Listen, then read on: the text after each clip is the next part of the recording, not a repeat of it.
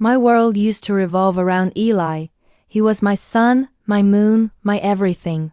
For 10 years, we built a life I thought was perfect. We had a beautiful home, 2 wonderful kids, and a love story that everyone envied, or so I thought. The first crack in our perfect world appeared on a Tuesday. I found a receipt in his pocket for a fancy dinner, a place we'd never been. For a night he told me he was working late. When I asked him, he just laughed it off, saying it was a business dinner he forgot to mention. I wanted to believe him. Oh, how I wanted to believe him. But that little seed of doubt had been planted. I started noticing things. The late-night texts he'd quickly hide, the sudden password on his phone, the scent of a perfume that wasn't mine clinging to his shirt. Each discovery was a tiny paper cut on my heart. I felt like I was going crazy, questioning my own sanity. He was a master at gaslighting, making me feel like the jealous, irrational wife. He'd hug me, tell me I was the only one for him, and for a little while the storm in my soul would quiet down. The truth, when it finally came, wasn't a whisper. It was a hurricane. It was our 10th anniversary. I'd planned a surprise party, inviting all our friends and family. I was waiting for him to come home, my heart fluttering with excitement. That's when his sister, my dear friend, sat me down, her face pale. She couldn't watch me live a lie anymore. She showed me the pictures. Eli, my Eli, kissing another woman. Her name was Chloe. She was younger, a colleague from his office. The pictures weren't just a casual fling. They were a story of a second life. Trips they'd taken, dates, holding hands in a park we used to take our kids to. The world didn't just crack. It shattered. I remember sitting there, surrounded by balloons and a cake that read, "Happy 10th anniversary," and I couldn't breathe. The pain was physical, a crushing weight on my chest. When Eli walked in, smiling, my silence was the loudest sound in the room. I showed him the pictures. The color drained from his face. The lies stopped. He admitted everything. They had been together for over a year. He said he was sorry, but the words were empty, meaningless. For weeks I was a ghost in my own home. I cried until I had no tears left. I looked in the mirror and didn't recognize the hollowed-out woman staring back. The man I had given my heart to, the father of my children, had treated our life, our love, like it was disposable. But then, one morning, as the sun rose, something shifted inside me. The grief, the sorrow, it began to curdle into something else. It turned into a cold, hard anger. I wasn't just going to cry. I wasn't just going to walk away. He had orchestrated my heartbreak. Now, it was my turn to be the director. My plan for revenge wasn't about shouting matches or breaking dishes. It was quiet, meticulous, and it would hit him where it hurt the most. His pride and his wallet. Eli's biggest passion besides himself was his career. He was on the verge of a huge promotion, a partnership at his prestigious architecture firm. His entire image was built on being a loyal, dependable family man. It was the foundation of his professional persona.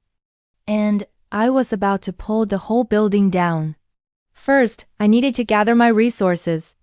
I secretly met with the best divorce lawyer in the city. I documented everything. Every late night, every suspicious expense, every lie. I compiled a timeline of his affair, backed by evidence. I became a detective in my own life, driven by a singular purpose. I played the part of the heartbroken but forgiving wife perfectly.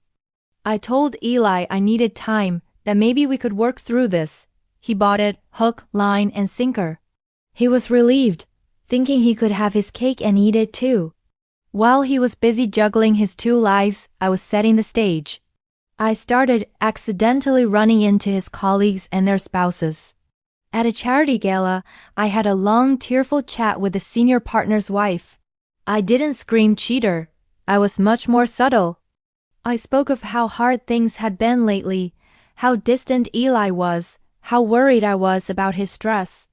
I planted seeds of doubt about his stability, his focus. People talk. And in their world, image is everything. The centerpiece of my plan was the firm's annual awards dinner. It was the night his promotion was going to be announced. Eli was on top of the world. He even had the audacity to ask if I would come, to keep up appearances. I smiled sweetly and agreed. I looked stunning that night. I wore a red dress, a color of both love and war. I mingled and smiled. I was the perfect supportive wife. Chloe was there too, at a junior table, watching him with adoring eyes.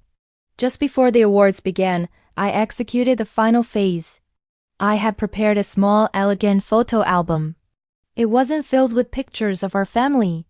It was a curated collection of Eli and Chloe's secret life. I'd had them professionally printed. The cover read, "To the man who taught me the meaning of commitment." I had it delivered to the head table, right to the senior partner, with a note. "Thought you should see the project Eli has been working so hard on." His wife Aria. I didn't stay to watch the fallout. I walked out of that ballroom with my head held high, leaving the ticking time bomb behind me. I heard later that the announcement of his promotion was quietly pulled from the agenda. The senior partner, a man who valued loyalty above all else, called him into a meeting the next day. Eli didn't get the promotion. In fact, he was encouraged to seek opportunities elsewhere to avoid further embarrassment to the firm. He lost the career he had built his entire identity on. When he came home, he wasn't the confident man I once knew. He was broken. He raged. He begged. He cried. He asked me why. I simply looked at him and said, "You broke my heart, Eli. I just broke your career. I think we're even." The next day, he was served with divorce papers.